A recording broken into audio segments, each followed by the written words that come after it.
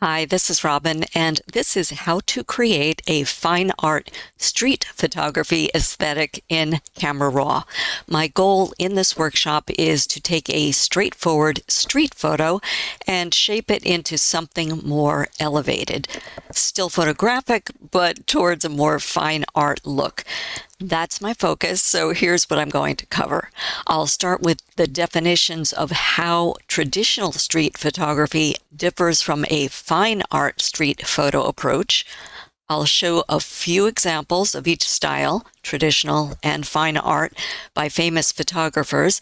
Then after that, we'll move into a step-by-step workflow, this time mostly using Adobe Camera Raw from Photoshop, and I'll demonstrate taking a color starting photo to a fine art black and white image by adjusting light, contrast, and tones, both globally and with masks, to direct attention, minimize distractions, and try to build a story. It's a fair number of steps, so I will include links to the start times for each of the main topics in the description below this video. That way, if you want to, you can pause or skip around and then come back.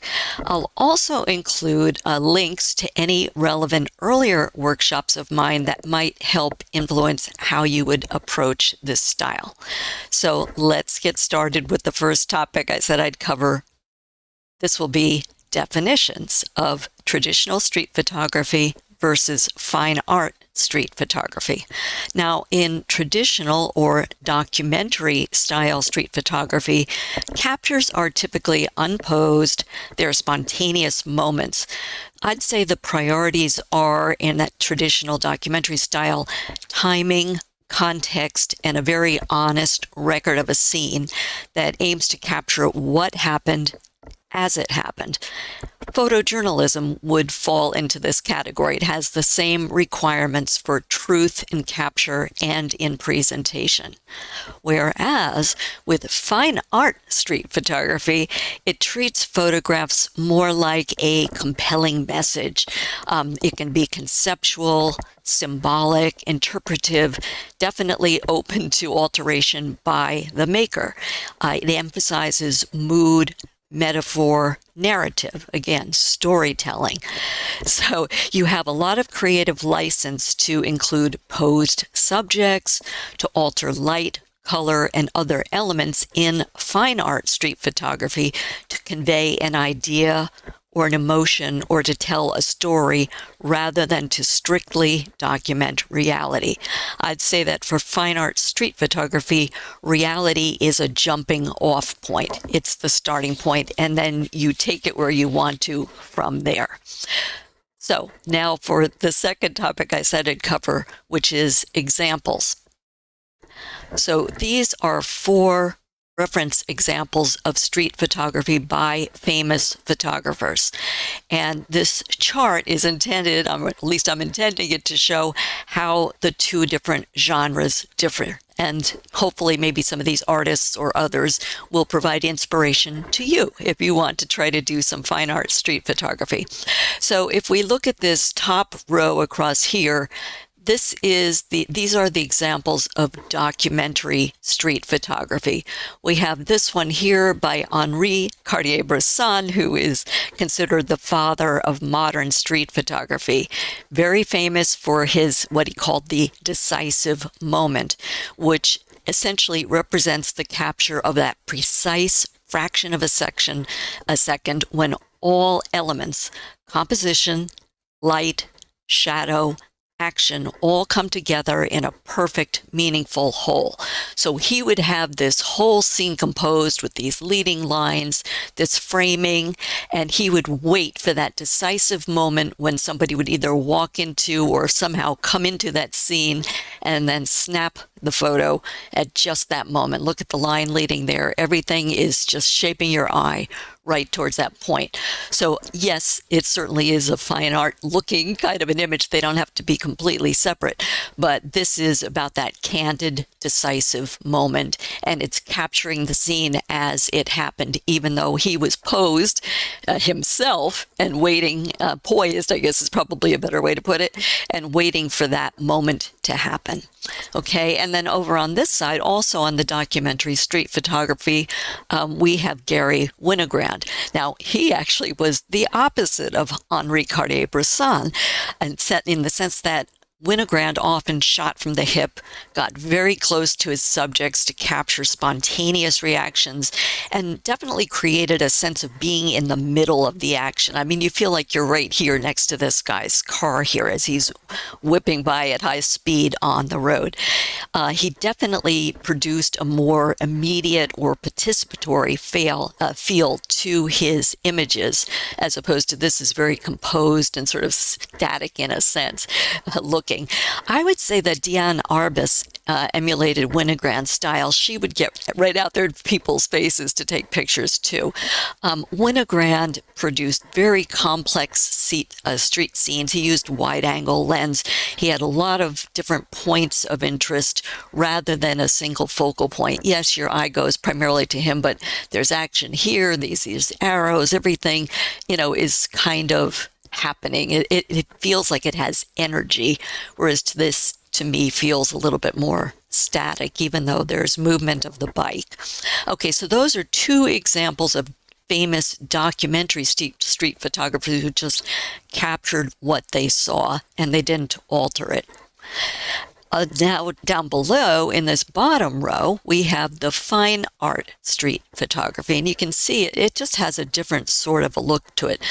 Both of these examples that I'm showing are using black and white minimalist aesthetics, but they both have very dramatic light and shadow to create that fine art street look. Okay, over on the left here, I have an example from Fan Ho, who was a mid-20th century cinematographer who then turned photographer, and he was from Hong Kong.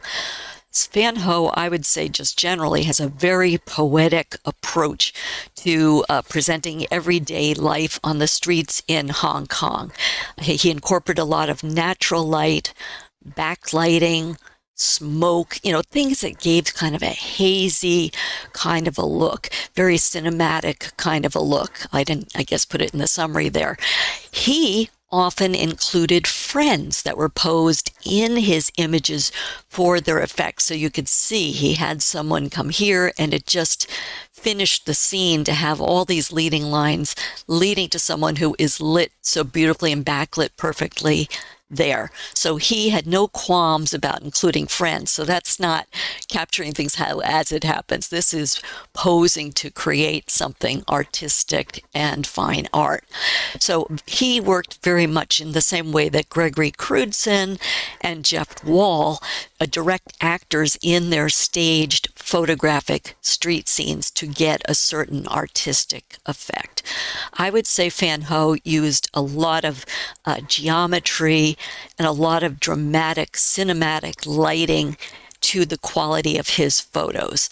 Now, I specifically picked Fernando Coelho, I hope I'm pronouncing his name right.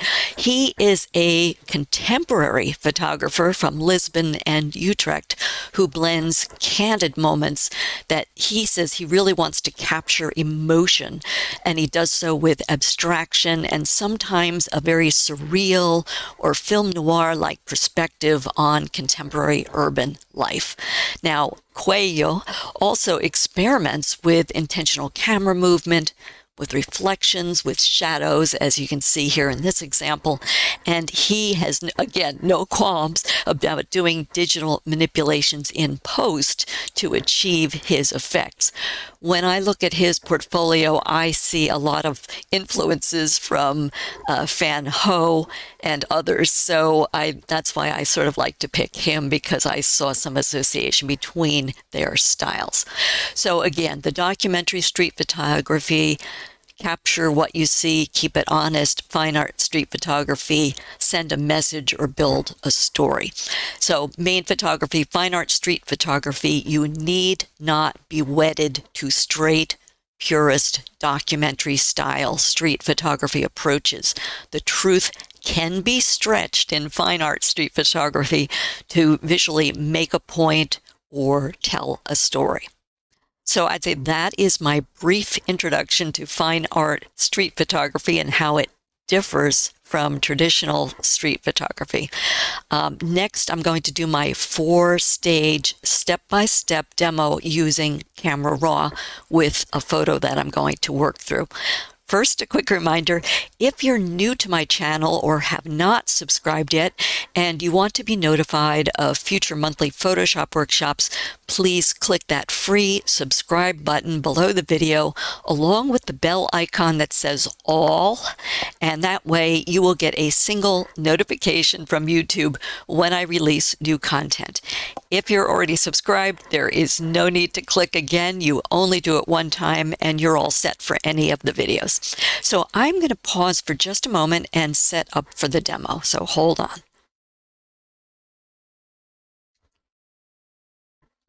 Okay, so now this will be my demo taking a color street photo and converting it to a black and white fine art street photography look.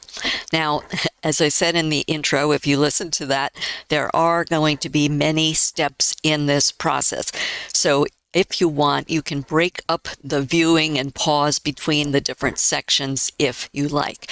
What I'll do is I will include links to the topic start times in the description below the video, so you don't have to go through the whole thing to find where you are each time. Okay, so I said there's 5 stages to this. I've lost track, but stage 1, and I would say this should be stage 1 for any image that you are processing, is analyze your image to decide what your processing approach will be. So analyze and say, what is the story that you want to convey? And again, as I said, fine art street photography is about telling stories, conveying messages or feelings. So it's important to know what you want to convey before you start diving in to start moving sliders or making adjustments. So my image, the story I want to convey here in this image is I want to contrast the haves, guy in the coffee shop, versus the have-nots. This homeless woman with the coin donations at her feet. She's sitting on the cold street, huddled over in dirty old clothes that goodness knows where she got them, whereas he's in this business casual in a nice warm coffee shop that serves espresso, working on his laptop behind the glass and in a very comfortable place. So that's my message. My story I'm going to try to convey is the haves versus the have-nots.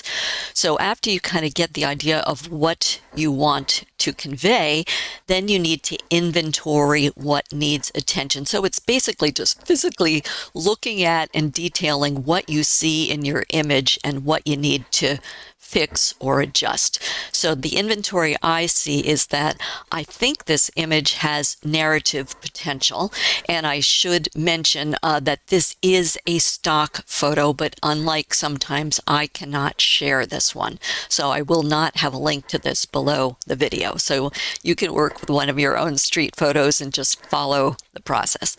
So again, I think this has narrative potential for the story that I said I want to convey, but to me, it doesn't have a lot of emotional impact. It doesn't have a lot of drama. Plus, we have this big white glaring wall, which to me is just pulling a lot of attention over there. We have this expanse of sidewalk that is pulling attention over there. There's all kinds of reflections and shapes going on in the glass of the cafe. So at least to me, that's creating visual chaos. And I think it detracts or distracts, or both, from the story of the different lifestyles of the man and the woman in this street photo. So what I want my processing to do is to highlight and the contrast of the extremes of their conditions. I want to narrow the focus of attention in the image. I want this woman to be the primary subject and the man to be a secondary subject. So I want you to notice her first and then say, oh yeah, and he's there too. And then I want there to be a subtle nod to their context. That's what I want my viewers to see. Otherwise, at least in my opinion, I think there's just too much visually to absorb here. Now, the thing I also think about here is, again, this is starting as a color photo and it's pretty desaturated. So I don't think those desaturated colors in my original image necessarily add to my story. So in your image, you have to decide for yourself if the color is where you want to stay, because you don't have to convert it. So I am going to convert from this color to a contrasty black and white to reinforce that message of the contrasts of their lifestyles. So it hopefully will just subliminally make that kind of a message on top of their condition. And then I also want to tighten up this image and reduce the distractions and improve the balance that's in here. So that is that. Now, I do want to say, as I sort of suggested, not every fine art street photo must be in black and white. Color might enhance your image. So you need to decide in this first stage or phase of your analysis whether you want to stay in color and enhance it, or if you want to convert to black and white. So I would say that's a typical stage one that I go through in this kind of a process, in this kind of a workflow. Analyze the image and make a processing plan. So let's move on to stage two. In stage two, I want to make global adjustments in Camera Raw, Adobe Camera Raw. And when I say global, I mean it's going to affect, anything I do is going to affect the entire image. So my goal in these global adjustments is to set an overall dramatic mood as the foundation for this image before I make more local or masked refinements, selective refinements to finish the storytelling. So I've got the image opened here into Camera Raw. Now, when you open yours, hopefully you'll be coming in from a raw image versus the TIFF. So if you have something like I have here with these reflections, you could go over to this little icon here, which looks like, I don't know, an eraser or something, and you could click on that and open up and go to where it says remove distractions, and then click on the one that says to remove reflections. I can't do that. It won't work on my image at present.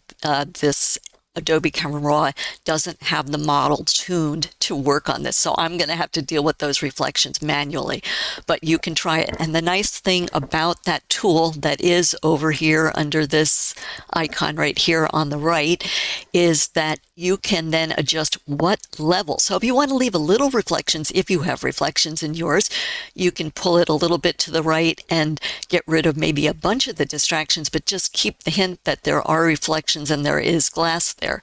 If you pull it fully to the right, it should get rid of all the reflections. If you pull that slider fully to the left, it will leave you with the reflections and get rid of the rest. And who knows, you might want to use the reflections in something else. So that's just a tip for those of you who are coming in with a raw image, have reflections in your image, and want to get rid of reflections. Work with that.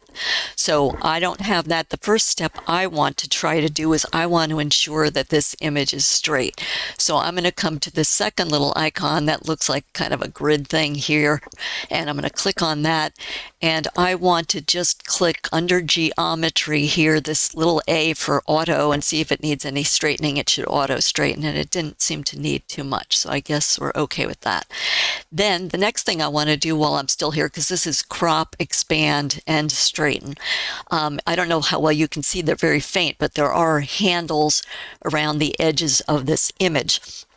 So one of the things I want to do to help deal with some of these distractions that I have is to eliminate them with some cropping.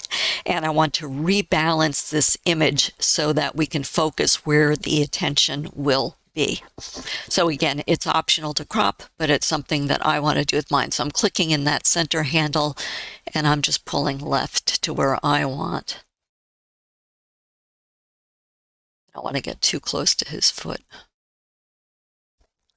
Okay, then I'll come in just a little bit. I want to leave that piece of cardboard with the coins there. I want to be sure we're tightening up where the attention is here.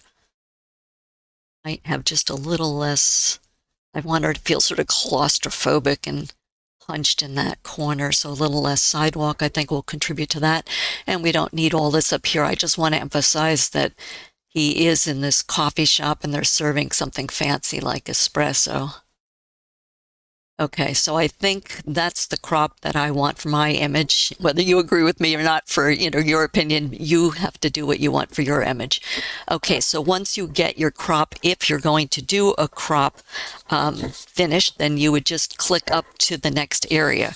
For me, I want to go back to this top icon that has some of the basics kind of settings. It looks like little circles with lines, and I'll left click on that, and that takes me back to these various panels, and you can see it has now applied the crop to the image.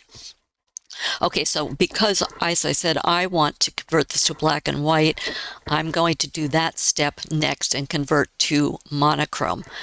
I'm going to go over here where it says profile, come across. Right now you can see it says color, and there's a little down arrow, and I'm going to switch to monochrome. So again, if you want, stay in color. You can just follow through the same kinds of processes, because nothing I'm going to do is a formula.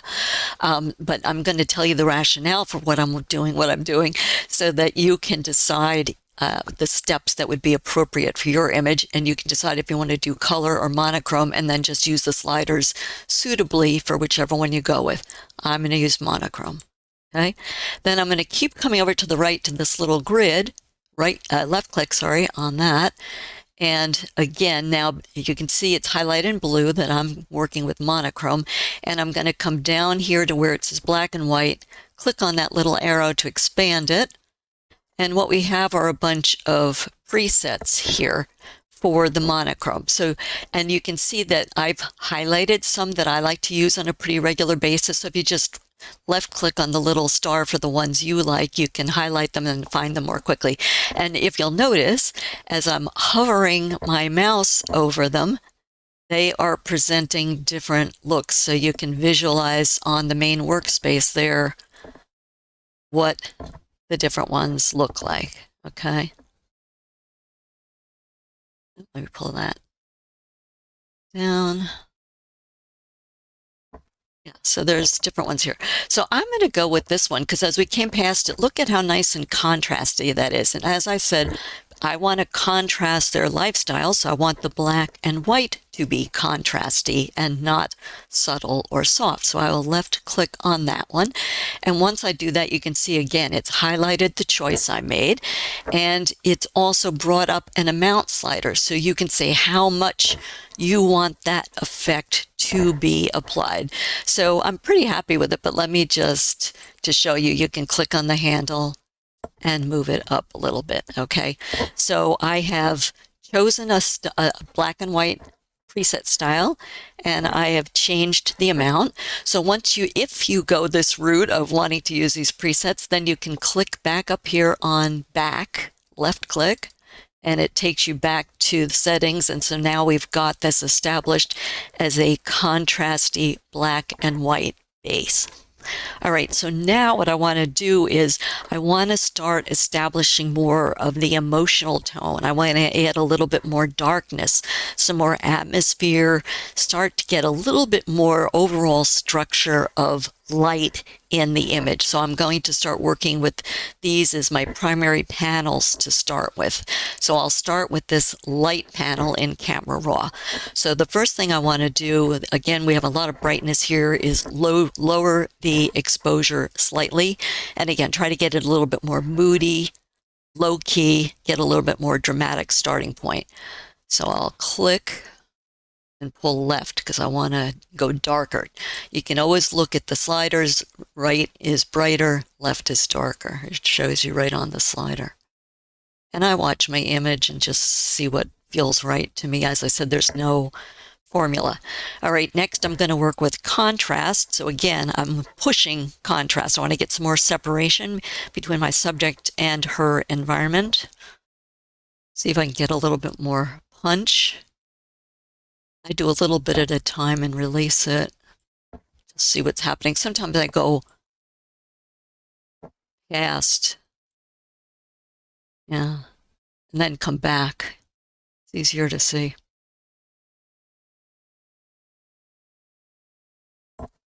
No, somewhere between there. Stay there. All right. A lot of brightness in here. So I want to take the highlights down and try to recover some details in different parts of the image. So highlights, I'm going to take down again towards the darker. Want to help control where viewers are looking with the way the light is, because viewers are drawn to bright and dark recedes.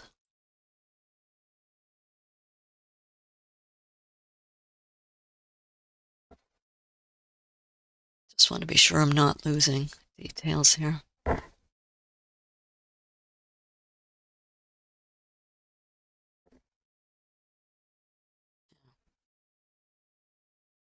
watching the shadows on that wall there. Let me leave it there for now. Next, I want to get a little bit more shadows, but there's a lot of darkness here already, so I want to just be careful not to overdo that for my image. Just want to keep punching the darkness and the sadness, I guess, of the differences of their scenes. So that's why I don't mind it skewing dark. And just so you know, my bias, I'm definitely less of a high key and more of a low key oriented person. So you have to go with what your signature look is too. With the whites, I'm going to actually push them up a little bit, even with this brightness, because I want to sort of emphasize, you know, make it look like lights are hitting things in her outfit. And again, she's my primary and I'll be darkening him more anyway. So I'm watching more to see if things catch attention and that helps the fabric stand out with the whites. It should, if it's done right, give you a little bit more sculpted kind of a look to the light. But I definitely don't want to blow the whites here, blow them out.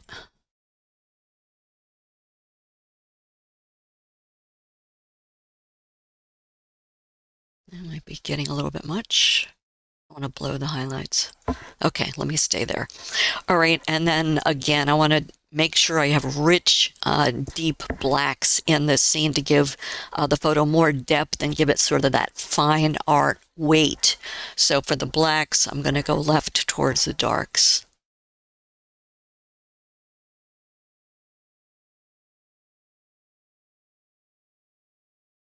But I want to be sure I don't lose the highlights that I just added in.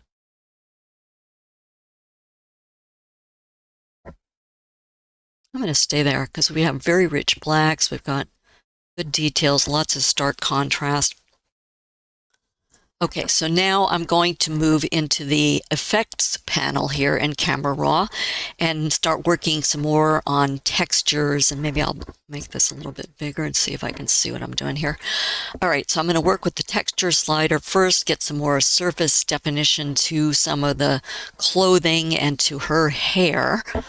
So I'm going to work with the texture slider, and since I want to add texture, I'm going to go right.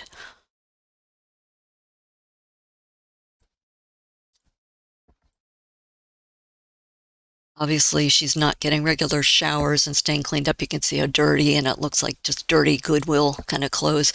And so I want her hair to look like it's got some separation because it's not being washed on a regular basis.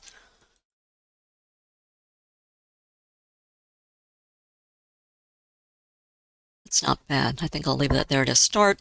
And then I'll also work with clarity because again, so now I want to get some micro contrasts going in, helping some of these, fine edges in here and the structures and making them pop a little bit more, especially when there's overlapping shapes. I just want to be sure there's enough clarity to see what's going on.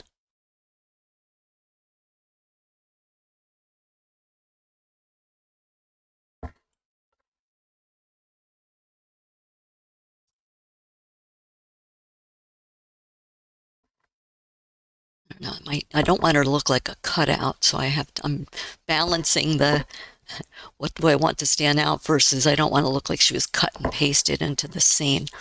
Okay, so I think that for the clarity.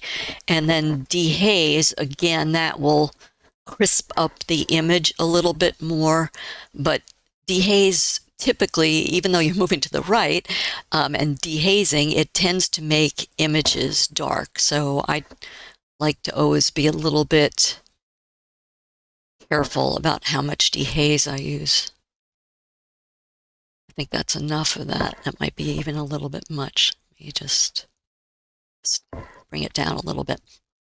Okay, so I'd say that for those two panels, that's what I want to do. I'm not going to work with the vignette and grain right now. That will come later. But I'd say my overall goal in the light and effects panel here was to create, let me get this down so you can see the image again, a strong, moody, cinematic base that feels contrasty, to contrast their lifestyles, not to say it enough times here, for more of a fine art street photo look. And I can turn the eye icon off to show you what it is that I'm trying to move towards, okay? So I'd say that is it for those two panels. So now I want to work with some other of these panels here. And you can work with the black and white mixture if you're working in black and white. I'm not going to for mine, but you can experiment with that as well. It will come up once you convert to black and white. You won't just see it in the panels list normally. I'm going to work with the curve panel. So I will click on that little arrowhead to expand that, and we can see what we have here. So we have the curve, and this panel I'm going to use, the curve I'm going to use to help refine my tones more precisely than what I did in the light panel up above. So this is where we can start getting a little bit, continue to refine the sculpted look. If you want yours to be softer, then you just would either not work with this or work with the curve in a different way to keep the tones softer relative to one another. So I'm going to work first with the point curve, and I'm going to click on that white circle there. And if we come down just below the curve, you see the words point curve right down here. Here's the curve. It goes from dark to light, dark to light, dark to light, okay? And so it says point curve, and the word linear is there by default. And if you click that little down arrow, there's some presets. And as I've said repeatedly, I'm going for strong contrast. So I'm just going to click on that and just create a preset strong contrast curve for my image. Okay, and you can see it has just automatically created this nice S curve for me for my image. You don't have to work with those presets if you don't want to. You can click anywhere on the curve and drag up and down or sideways, whatever you want, and see how it adjusts your image. So you can do that manually if you want. The next thing I'm going to try here, and I'm just doing more things than I might normally do. You don't need to do all of this, but just to show you different features is I'm going to work with the parametric curve, which looks like this little double S here. Click on that icon, left click, and now we get the parametric curve. And you can see that gives you the option to work with sliders for highlights, lights, darks, and shadows. So it'll modify what I just did here. So if I work with the highlights, I can move them up a little bit.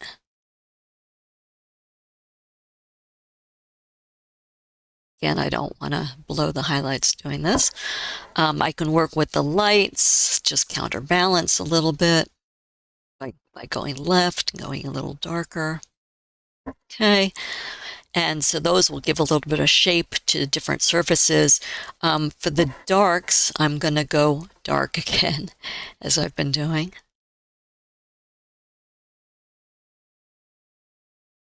Again, I don't want to do too much and lose differentiation between things. And then the shadows, I want to counterbalance that, so I'll go right. I just have to watch the image here. I want to push the depth in the scene with this.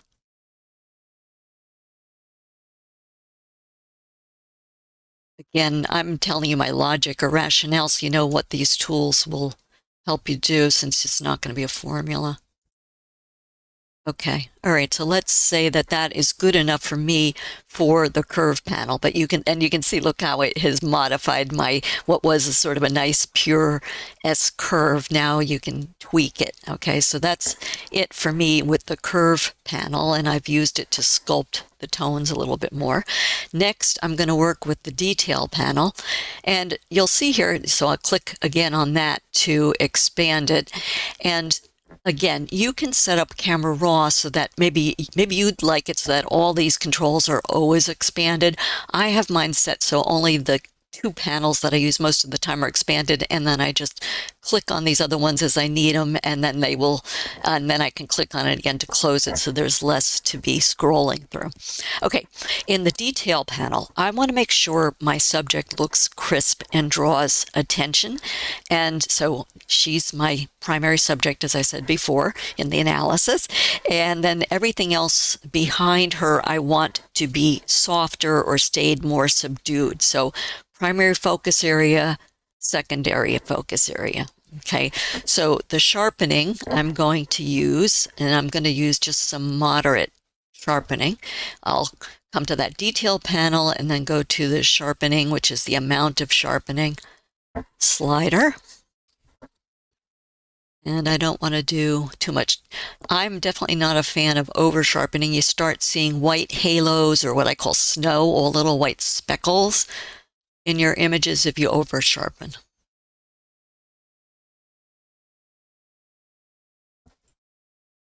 It's pretty good. I don't know, let me get up to an evener number. How's that for good English? Okay, and then I want to do a small radius, so that'll say how much is affected, and not a small, but a smaller. Right, I'll just go down a little bit. And then I want to sharpen some of the fine detail. Just slightly nudge that. Okay. All right, and then I definitely want to use some sharpen masking, which is this right here. And I've showed this in other videos of mine, but what this does is it lets you control how much of the image the sharpening will be applied to. At this point, it's being addressed to the entire image. Okay, so if you press your Alt or Option key and keep it depressed, and then click on this handle, and then right here where it says masking, where my highlighter is, look at that. So it's got a white mask over that entire image. So that means that that sharpening is being applied across the entire image, just like a mask. So with a mask, white is where the effects are applied, black is where they are not. So if you see, I'm still holding the Alt option, I'm clicking on this handle in the right-hand panel, and I'm slowly dragging to the right. And so you can control where your sharpening is applied with this mask. And I want it mostly to the edges of things, not to the entire image.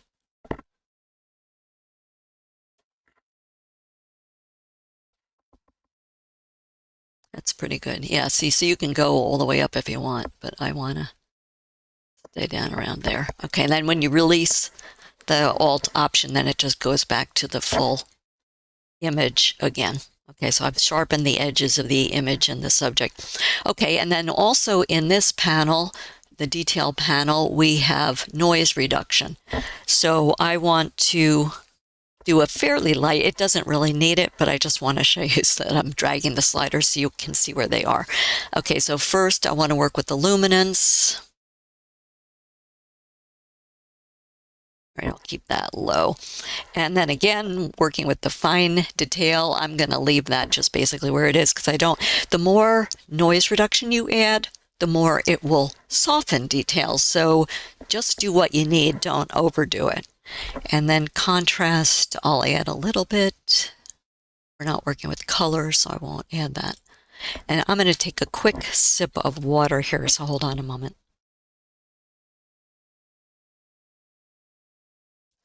Okay. So something else I want to point out here. So you can see these little arrows are pointing down. If you don't see these settings and you say, well, how did she have those settings? You can click on that little down arrow and it collapses these things, okay?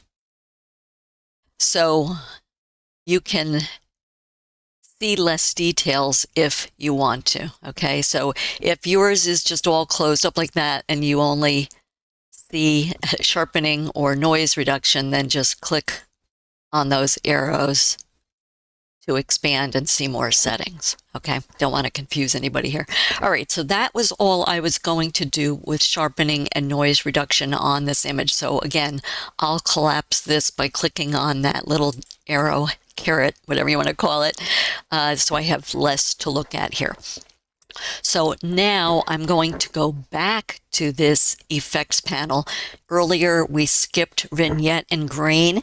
So this is when I want to deal with that too, for some final hints of mood for the fine art look and a touch of grain here. So on the vignette slider, if you use a very soft vignette around the outside or skewed off center, it doesn't always have to be centered around the center. It can be, the vignette can be centered around something else in the image that you want to highlight. It will visually push your viewer's eyes in towards subjects. And if you keep it subtle, they won't know that their eyes are being directed there. But if you want it for drama, you can definitely make it more visual and apparent. Okay, but using a vignette, I think, makes the lighting look more intentional, look more theatrical. I studied theater in college, so I got used to having to direct where action was and where people were looking on a stage by the use of light. Okay, so we're going to go to the vignette. Again, just like all these other sliders, to the right would be a white vignette, to the left is a darker vignette. So I'm going to come left.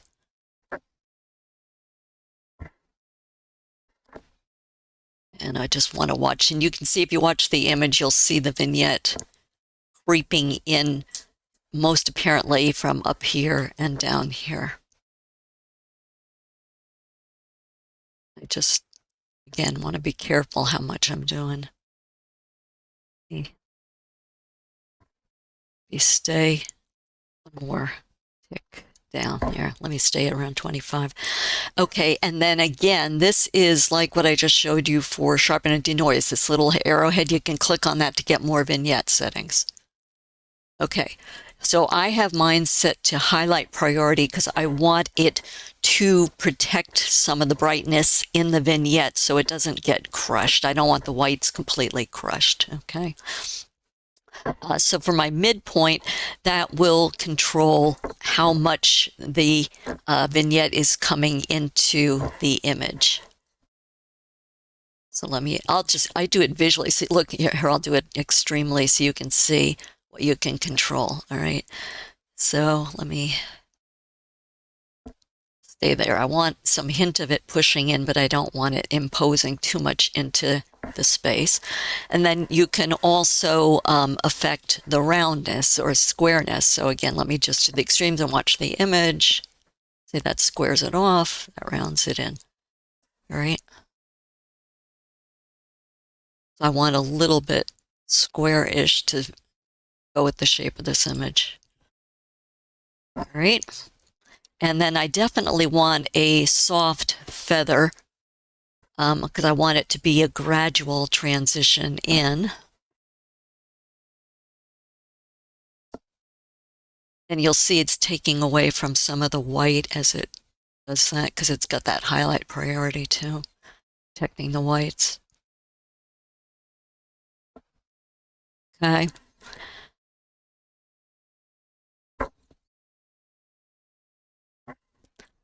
All right, I think I feel okay with those settings for the vignette. So now I think I'm going to then add just a hint of grain, or a little bit of grain. I'm not a fan of that big obvious grain, but I know that there's sort of a fad for that too. So you decide what kind of look that you want with that. The grain, for me, I don't want it to be an obvious, oh, look at the grain. I want it to be that the grain is going to help bring out some details, which it will do in shadows if you add just a subtle amount of grain. It'll help bring out details. It'll also help, with digital images to avoid too smooth or plastic or digital a look. Okay, so let's see my grain. Slider is down here where the highlighter is. And I'm not going to go too high.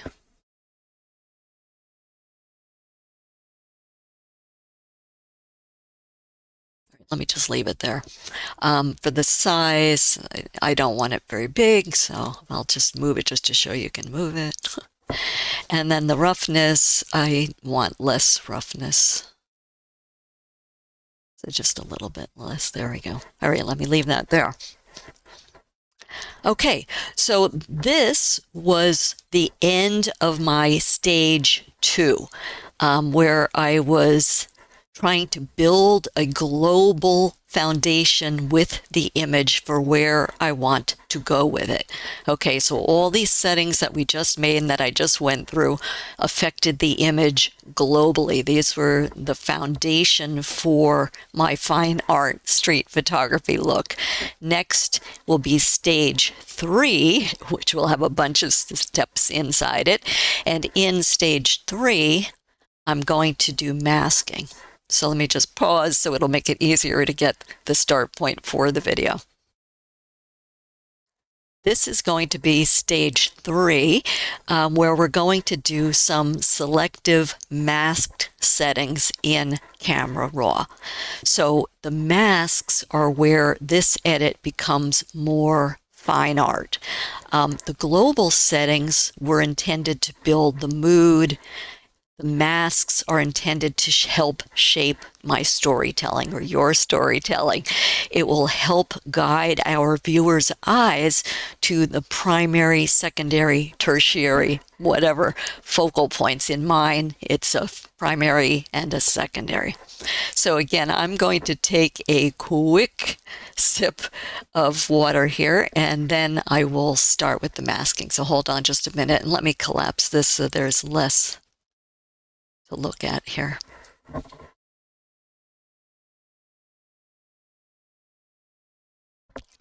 Okay, so mask 1 in this third stage is going to be on my primary subject. I want to enhance the woman. So I'll come to the upper right of the interface, to the far right column, and we're going to click on this icon that looks like a dashed circle.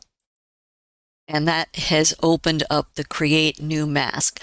Now, you'll see because she's a person here, she's been identified. And he's so much in the darkness that he's not even recognized. But if you hover over that, you'll see it highlights her. Unfortunately for me, it's missing part of her foot. It's missing part of her her backpack. It's missing the coins on the cardboard at her feet.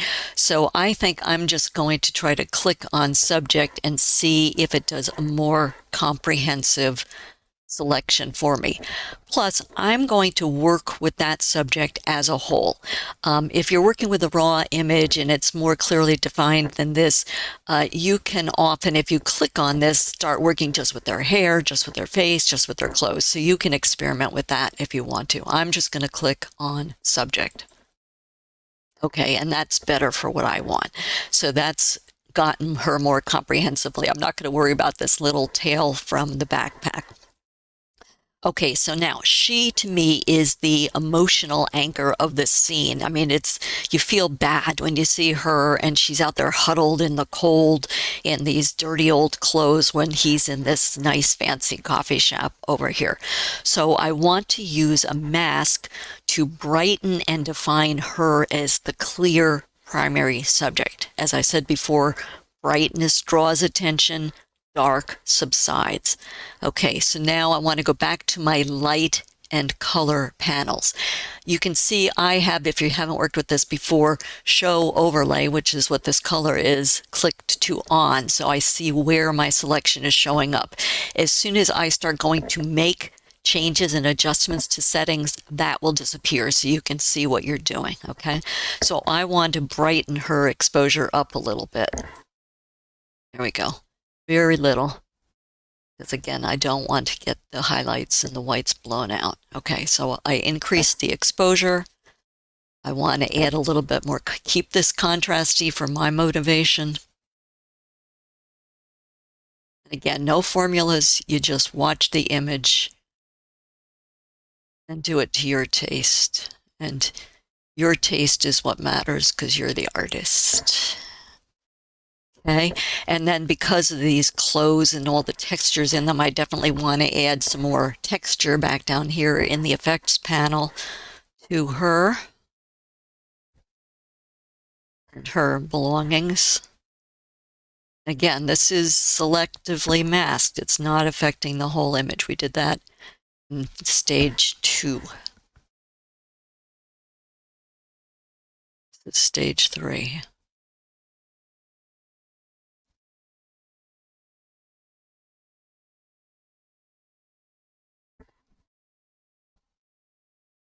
I don't want to do too much. Go up just a little bit more here. When I can't control it with the mouse, I just use the up arrows. And then I want to add some more clarity too, because again, that'll help with the edges.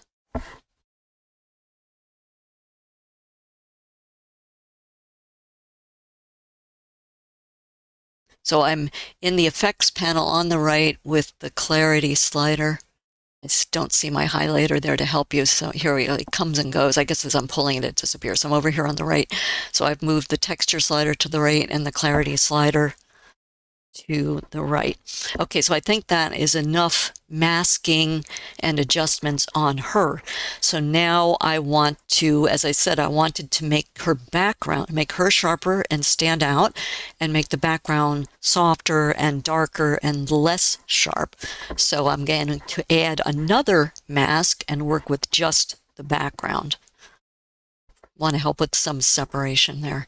So I come up to the top here. I'm still under the masking area, and I'm going to click on where it says create new mask, left click, and then I'm going to select the background. Okay, so again, it's highlighted to show you what it perceives as the background, so that's good. And as I said, I want to darken this. So we're going to come back over here to the light panel on the right, and then this time I want to lower the exposure to make that darker.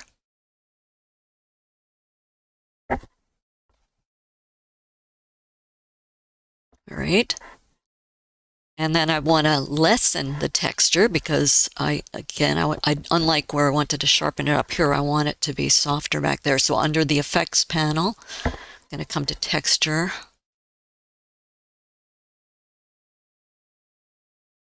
It just goes slowly. It's better to start subtle and build up.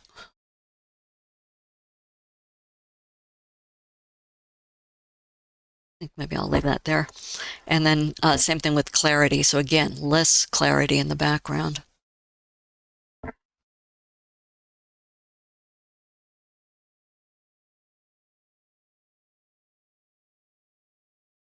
Kind of trying to emulate the depth of focus you would achieve with aperture if you did this in camera.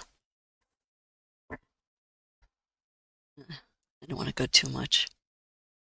That's good. Okay. All right, so that is pretty good for that. Now I also want to darken the blacks a little bit for this background. Let's see.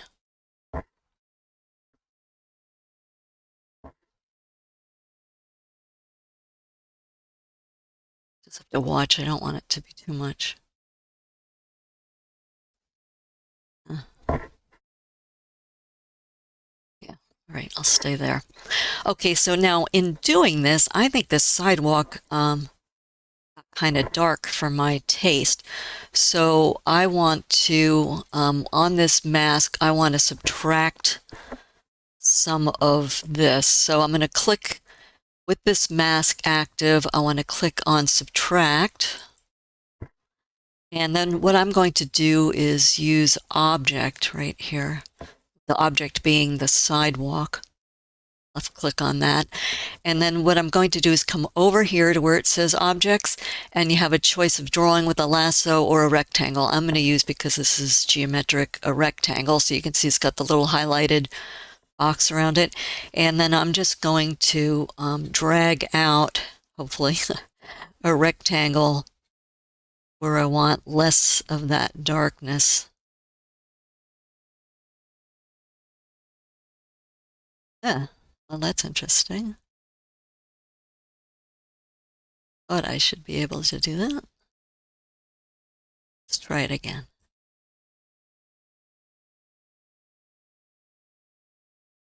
All right, I guess it did it. Yeah, there we go. When there's object. It's always exciting when things don't do what you think they will.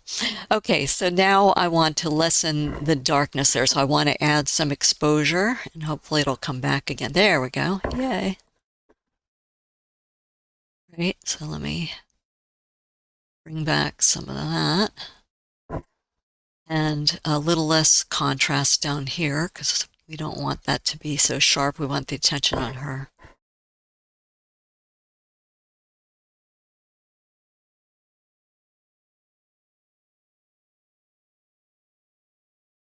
And I usually take considerably longer than this when I'm doing my own images, so I'm just trying to keep moving here. Definitely, we don't want as much brightness in some of this, but we want to keep the open and brightness of the sidewalk. So highlights down a little bit.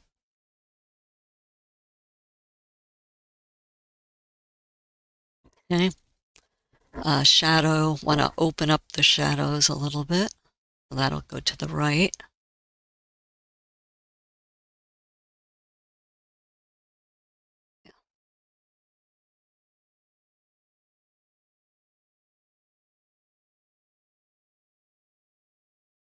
All right, let me leave it there. And then the whites, I'll come up a little bit.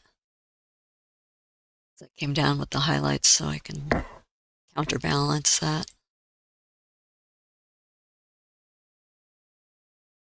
All right. And then the blacks, again, I'll bring the blacks back down. So where there is shadow, it should be darker. Where there is black, it should be darker. So I'm going to keep some light around her so it looks, because there's clearly light coming from this direction on her, because you can see the shadow being cast. So we'll assume there's something over here, but I want her to sort of look like she's in a puddle or a pool of light without looking like she's obviously spot lit. Okay, so let's say that's enough for that mask for the background. So now I want to do another. Her pants got kind of white, and in the original image they were a dirty gray, so I think I'd like to maybe just darken up her pants a little bit so that, again, more of the attention is up in here and less on her legs. And if you look at objects and shapes as lines, these are almost forming an arrow that shoots your eye out of the scene, so I don't want them to do that. I want the attention to stay here, so I'd like to mute this white a little bit is my logic there. So let's create a new mask again by left clicking up here, and I'm going to use the brush to create the mask this time. And you can see over here on the right, even though my highlighter thing has gone away, where it says brush, see me circling, you can control the size, the feather, the flow, the density. So make her a little bit bigger so it'll be easier to paint. And maybe I can make the brush size a little bit, and then my highlighter's back again. That's the highlight. So if you look over here, I was going to point with my finger. That doesn't help you. Look at this. I'm controlling the brush size over here. The highlighter's just to help you see where I am. All right, so let me start painting on her pants, the overlay here. So I'm painting a mask on this time.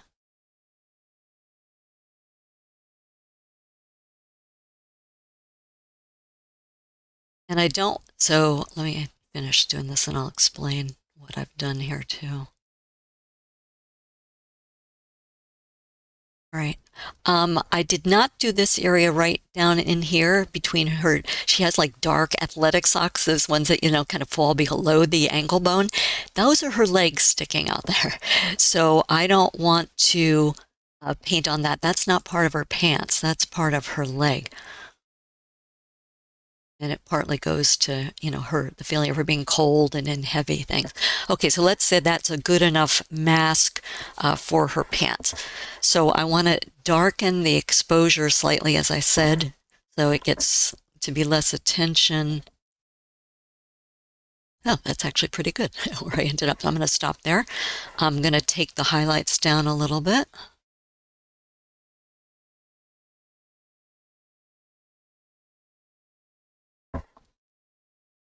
I'm going to increase the contrast.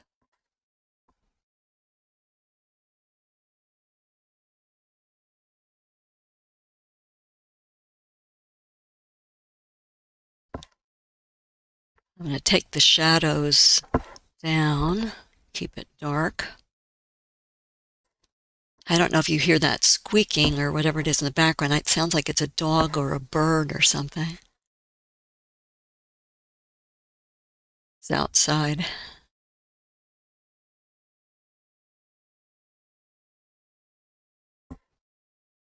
All right, and then the blacks, again, I want to keep the blacks rich and dark, so I'll go to the left with them.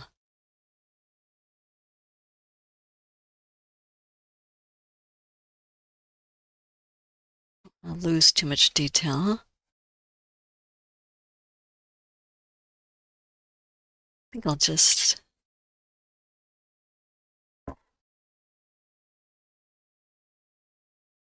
No, that's getting too dark.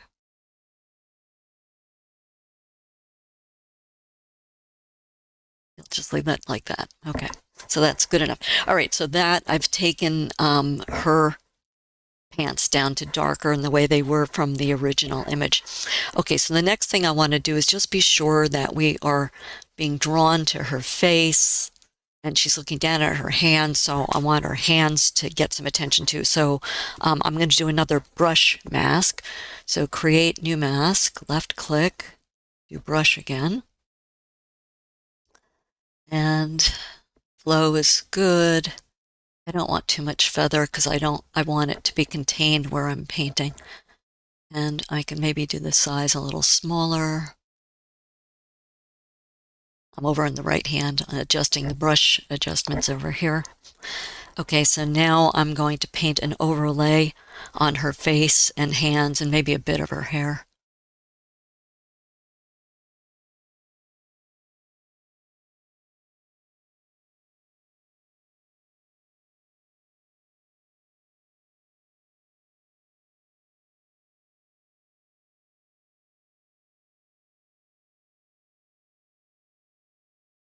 Okay. All right, so again, we want to make her look expressive, but I, again, don't want to make her look like she's in a spotlight, so I just want to keep it subtle. So let's do, in the light panel on the right, a slight exposure boost. That's good enough. I want to add a bit more texture. Hopefully it'll bring out more texture in her face in the effects panel on the right.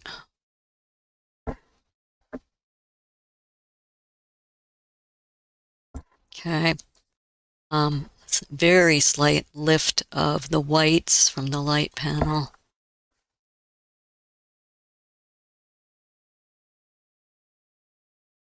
Again, you'll see this a lot in fashion stuff too. They'll sort of desaturate and brighten models' faces so you get pulled to their faces. All right, and then I want to balance that white and be sure with the hair and the light coming from the right side and the hair in front of our face, I want to be sure we have some shadows in there too. I don't want to completely make it artificial that way. So let's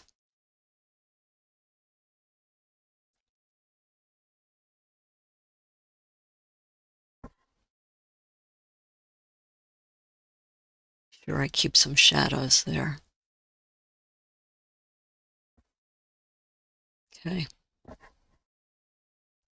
All right, so I'd say that is good for her face and hands and just a little bit of her hair. So now let's work on this bright wall that's over here because I think that's a distraction and it's pulling too much attention.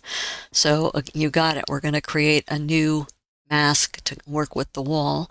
Left click, and I'm going to do another object mask, and hopefully it works this time. Select object. And again, I am, because it's geometric, going to work with the rectangle from over on the right in this right-hand panel where it says objects. And again, you could work and draw with a lasso. You just left click on it, but I'm going to work with the rectangle. And I'll just pull out the rectangle and hope. Nope, it didn't. Let me maybe make this smaller here.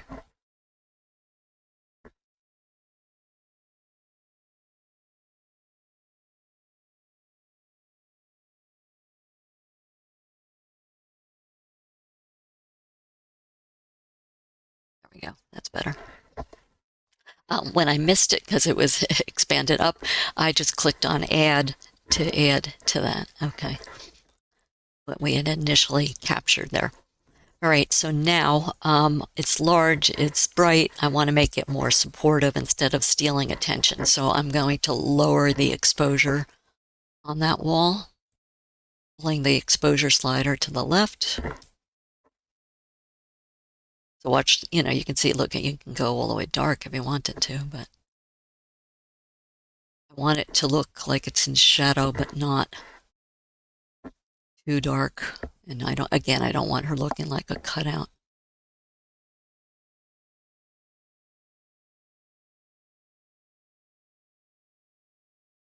Yeah, I'll stop at 50. Okay, and then the clarity, I'm going to take it down. I don't want it as sharp. Clarity is under effects. So it's going left, reduce the clarity.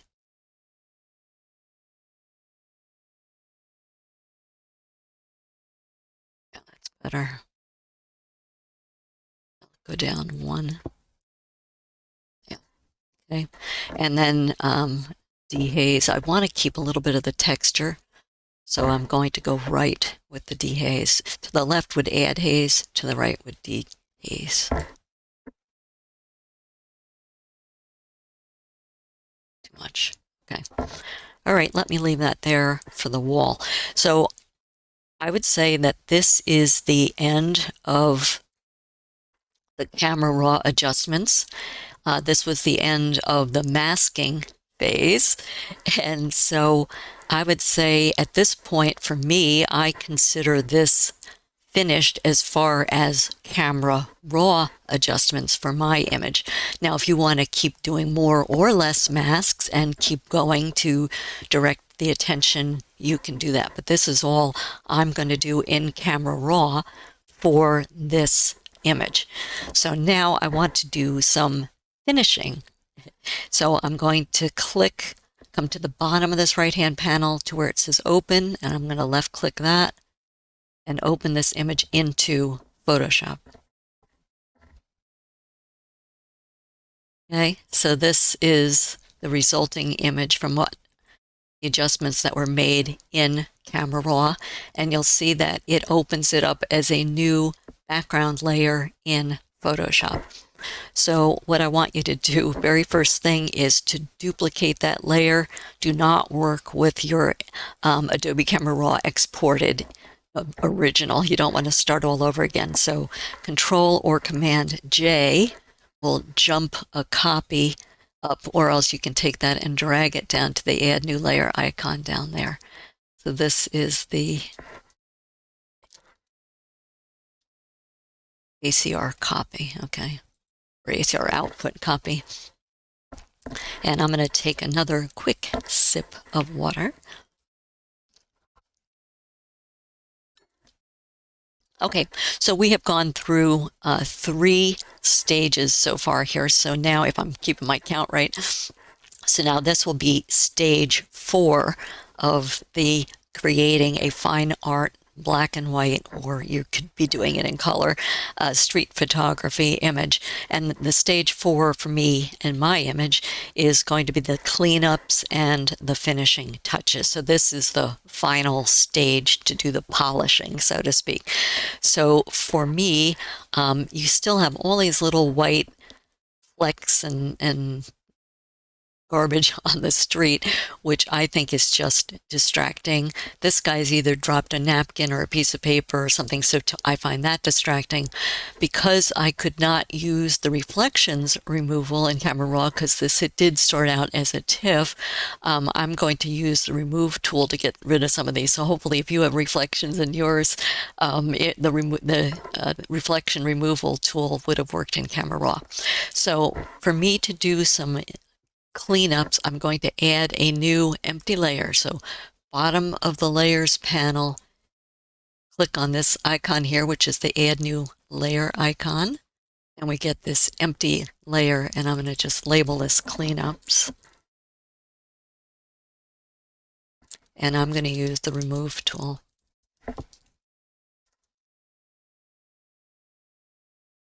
Okay, and that way, the reason I like to do it on an empty layer versus on the actual layer is then if I wanted to, I could reduce the opacity, or I could add a mask and mask out some of them. So it just gives me more flexibility. So let me get my remove tool. So on the toolbar, yours might be on the left. By the way, my layers panel's here. My properties panel is at the bottom. Here is the remove tool. It looks like a band-aid with sparkles. I left-clicked, make sure there's black behind it. And then you can see here the tool. The green is my highlighter focus, just to show you where I am. If I use the right bracket key, I can enlarge the size of that tool. And what I do is I typically make it a little bit bigger than the items I want to remove. So I am just going to click around with that remove tool, see, and you'll see, to me, I don't like all these little white specks. They're pulling too much attention. They're distracting. So I'm just left clicking on them.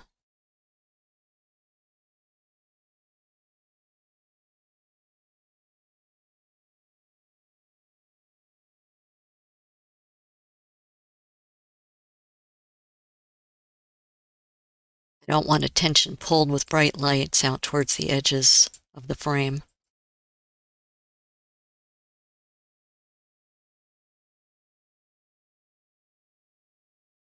And you can just pull with it too, draw a line if you want.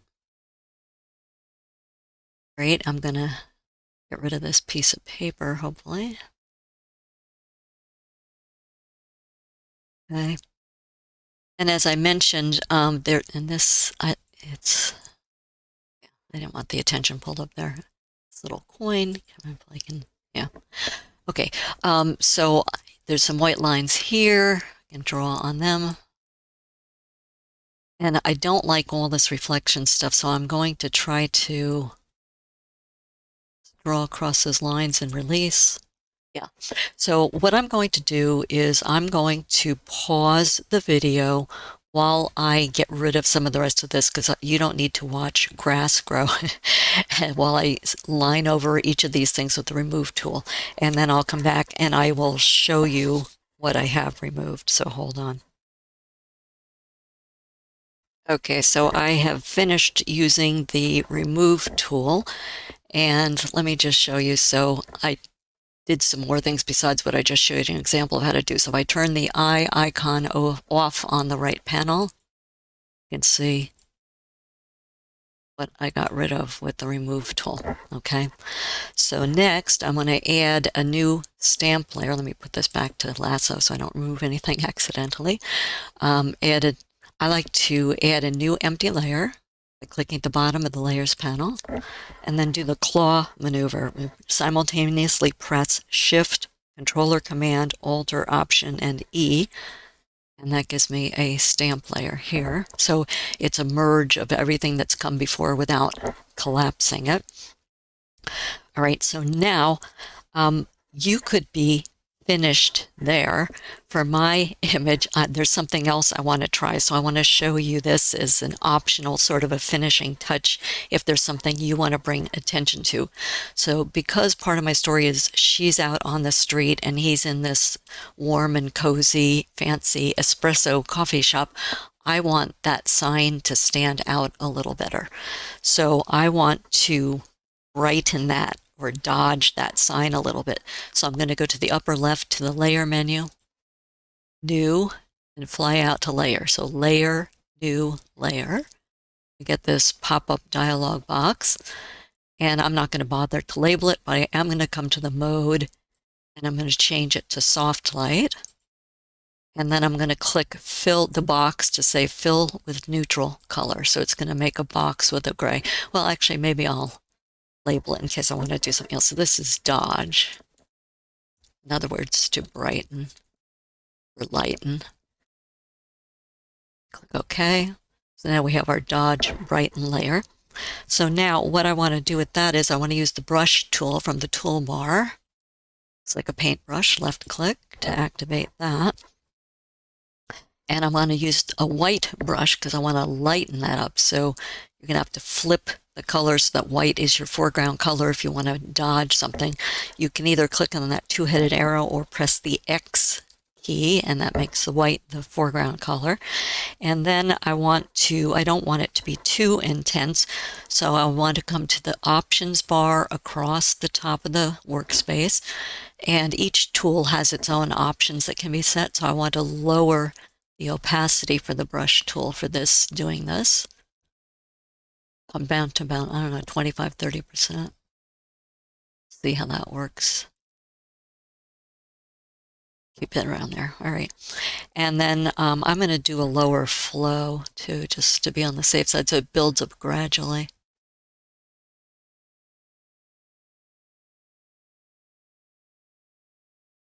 And let me get where I want, then I can talk. All right. For any of those, I left click on the word and drag, and that'll adjust the numbers. You could also click on the little down arrows and just pull a slider. It's up to you.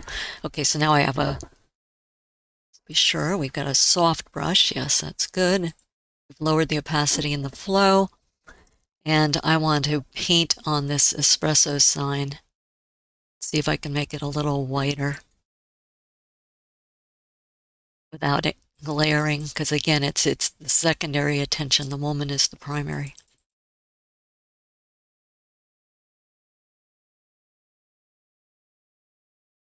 And I had it probably a little bit too wide there because it's making it gray around that area. But let me just show you. If I click on the eye icon, you can see where I painted with the white.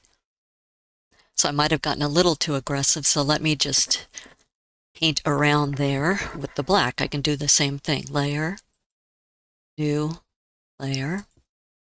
And this time I'll do a burn, which is to darken. Soft light. And fill with gray. Oh, that's interesting. They changed the wording. It used to say fill with 50% gray, but now it says fill with neutral color. That's new to 2026. Okay. So it automatically puts your label there. So now, since I want to darken, just be sure that you reverse and paint with black. Let me make this, and maybe I'll make it a harder brush so it doesn't spill too much. Make the brush a little bigger with my right bracket key. I don't want this area to get gray. I just wanted around the words.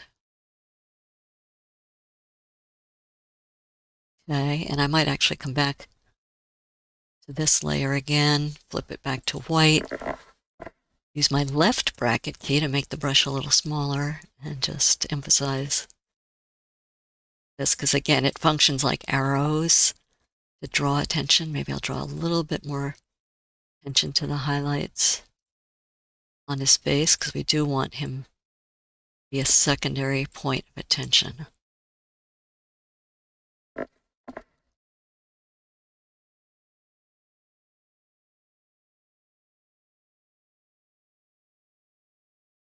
Okay.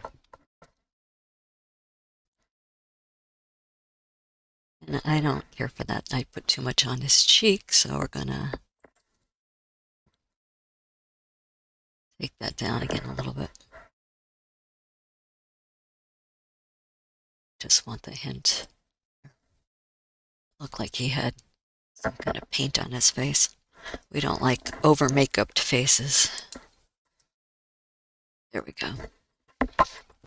Okay, so now we've drawn more attention to that. Another optional thing you can do is we had already added some darkness and some vignetting in Camera Raw. Let me just be sure, sorry, before I leave this. These option settings are sticky.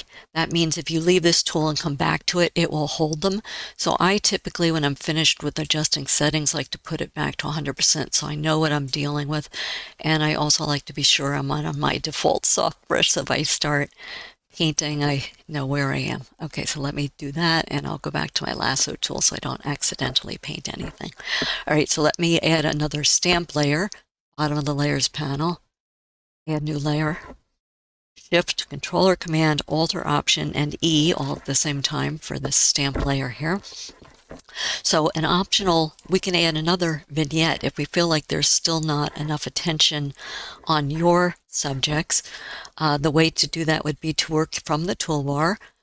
Hidden beneath this rectangular marquee here is the elliptical marquee. So choose the elliptical marquee, and then you would just click and drag out an oval. Okay, I'll do it like that. And then, since it's not where I want, come to the top of the interface, to the Select menu, come down to where it says Transform Selection, so you can shape that selection to what you want. Click on it, and then you see you get this pink bounding box and these handles.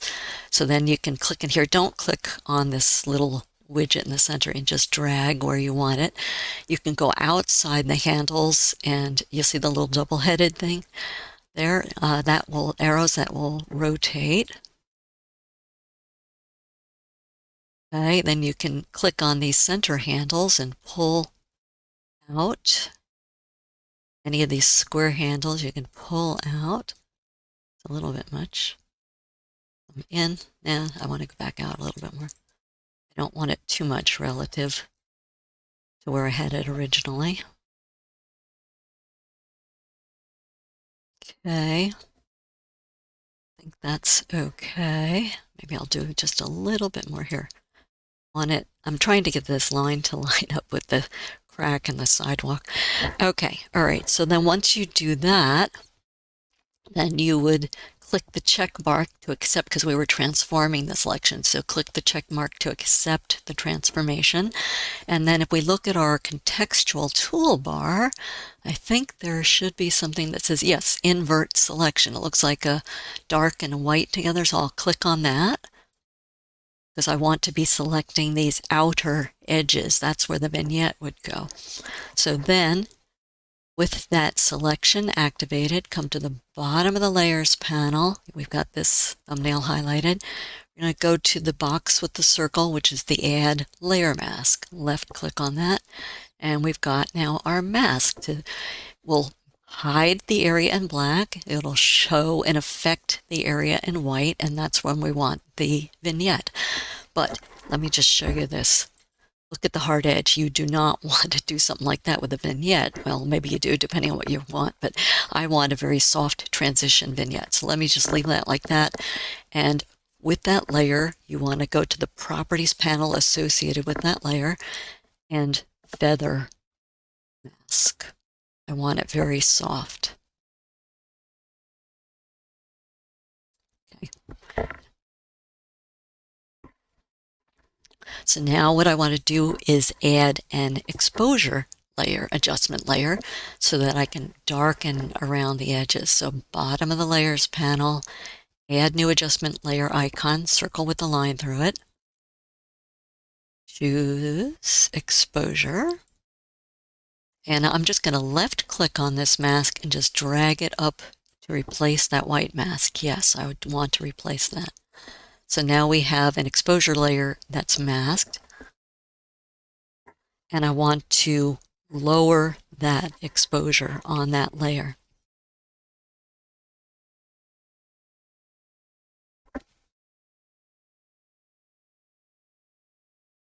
And you can watch the image because it should be darkening the image around the edges that I specified. And I might even feather this a little more.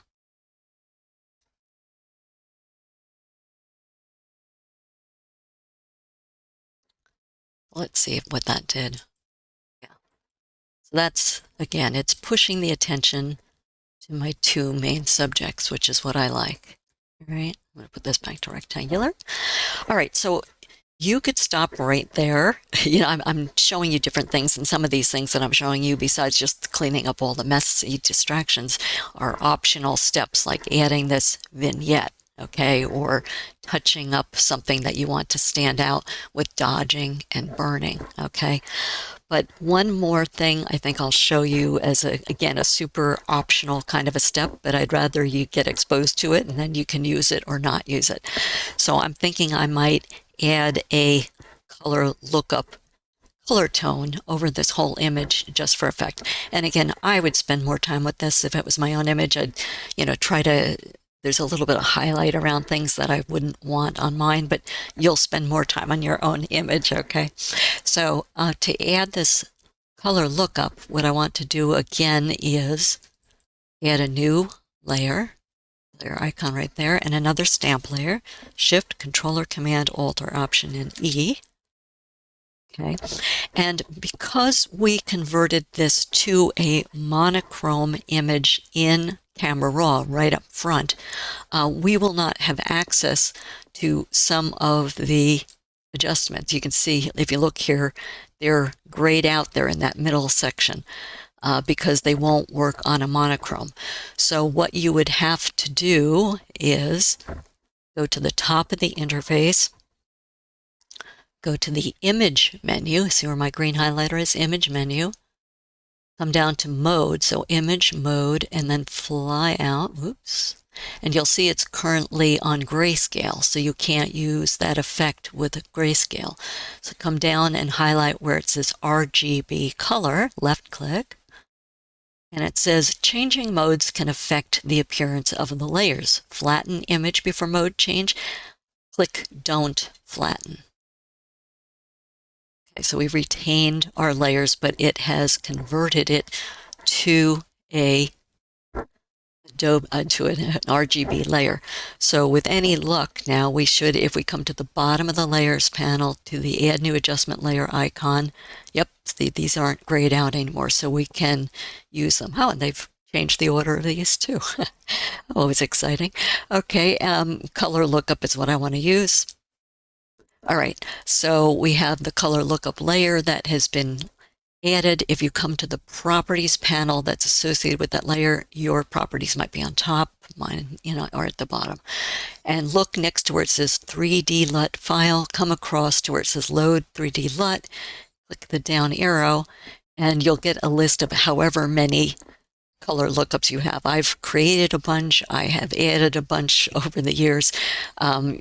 They give you a certain number of default ones just automatically from Photoshop. It's probably like about this number.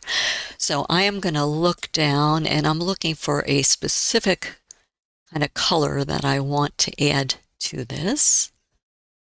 And here it is here, Purple Night Cube. So, and you'll see they have different extensions, just different ones use different extensions. But here's the color lookup table I want to use, and they refer to it as a LUT as the abbreviation, and that's Purple Night. I'll left click, and it applies the purple cube to the purple LUT to that. Now, the reason I was choosing purple, besides the fact I like purple, is a specific reason.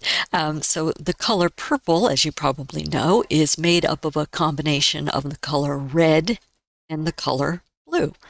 And so I like the fact that the red is a warm color and to me kind of represents him and him in the nice warm coffee shop.